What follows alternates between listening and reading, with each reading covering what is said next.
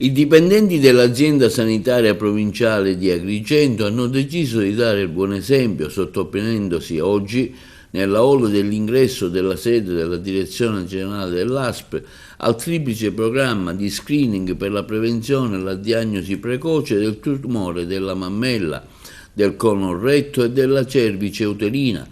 rispondendo all'invito del centro gestionale screening diretto dalla dottoressa Angela Matina. Gli impiegati hanno avuto l'opportunità di prendersi cura di se stessi con un gesto semplice e al contempo prenotare i propri familiari, esortando tutta la collettività a fare ugualmente. Intanto l'ASP